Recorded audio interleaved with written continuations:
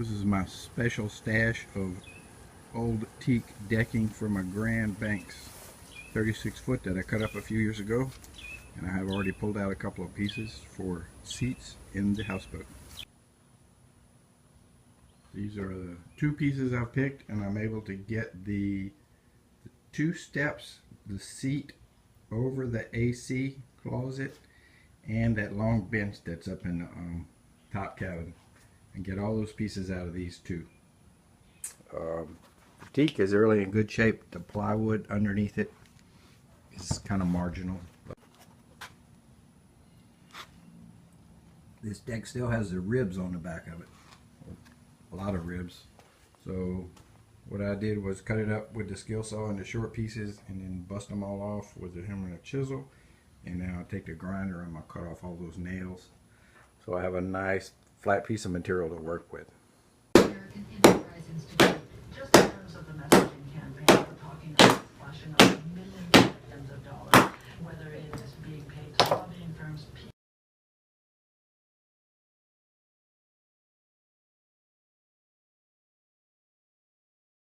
So this is the first one I'm working on.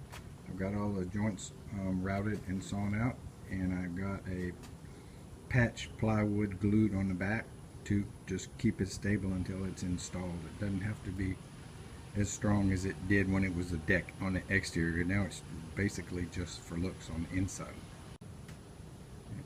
And this is the little patch I just cut off the corner that was sawed, and put a piece of plywood on there, a new piece. This is the second piece I'm working on, and it doesn't need the repair to the back, so I can go ahead and cut my strips. This is redwood, and I cut it to fit tight, and I cut a little bevel on it, and I'm going to glue them in these slots. I'm going to come back and belt sand them flat. Just happened to be some redwood siding, so it's got some paint on one side. I filled in the old caulk joints with wood, since it is not going to be outside and doesn't have to be leak proof, and it's not going to expand and contract with moisture. It's going to be pretty stable. So this long piece, which goes on the seat, it was longer than my router guide, so I just used my little baby saw and very carefully cut down one side that I could see on every one of them, and then flipped it around and cut the other side. And it took a little while, but now I can just pull the rubber out using my chisel.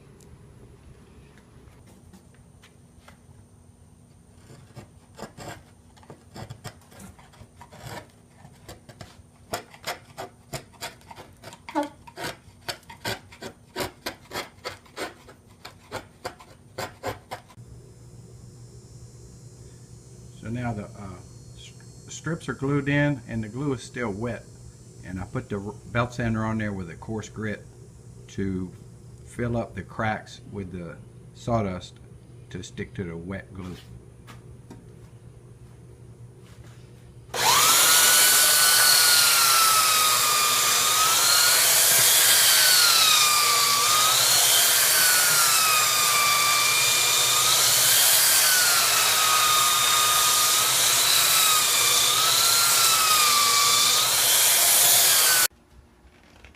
So my two steps are installed with the hinges, and I put a coat of sealer on them. I don't really like the way it looks, but it'll keep them from getting stained while we're building, and it'll make it easier to wipe the paint off if some spills. And this tabletop is done. No sealer on it, but I will put something. And this little edge is where the last piece goes. I come up here to measure it right now.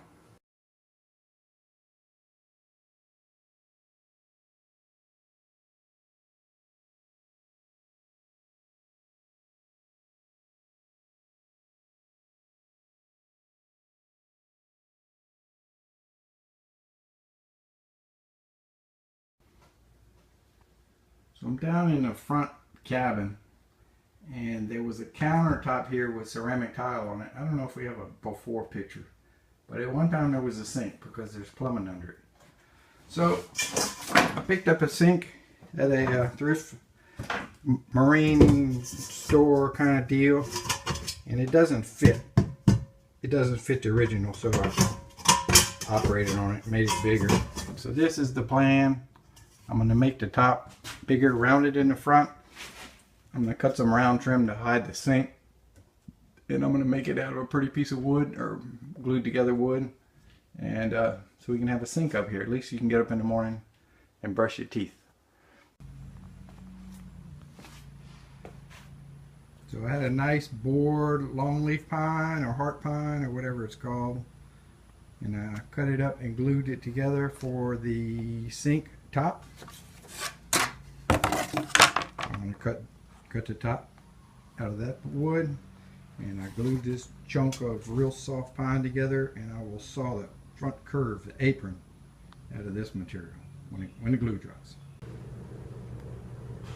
This is my little circle template I made for my little router. This wood is very hard and my bit is less than stellar, so I'm going in lots of little short passes. And I've got some boards glued on the bottom so that when I finally break through, the round part will stay put and the router bit won't make a divot in the side. So I'm cut all the way through, and the only thing keeping the circle in the middle is my little glue stick. And it's done. I got a round hole.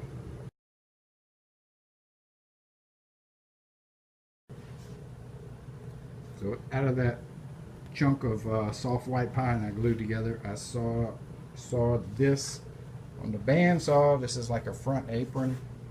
I'm not sure how it's going to fit. I just I match this curve. I'll set it back a little bit. I'm gonna go bring it in there and see how it fits, see what I got to do to it.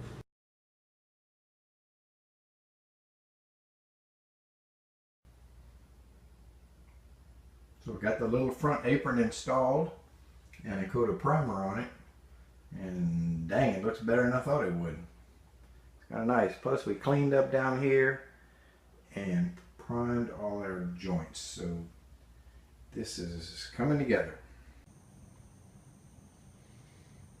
I buffed up the sink with an abrasive pad because it was kind of yucky, and I drilled holes around the perimeter because it's going to be screwed from the bottom. And I have my last coat of lacquer on the top, so maybe this afternoon we'll get it installed. Okay, in place, ready to be fastened down. Not too shabby. Big improvement up here.